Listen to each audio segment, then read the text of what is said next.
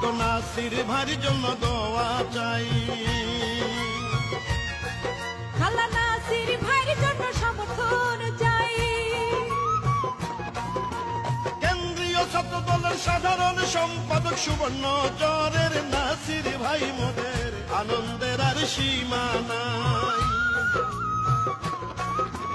নোয়াখালী যারা শোনে এমপি পদে নাসির ভাইকে আমরা চাই মাগো, সবার কাছে সমর্থন চাই। বন্ধু নাসির ভাইয়ের জন্য দোয়া চাই।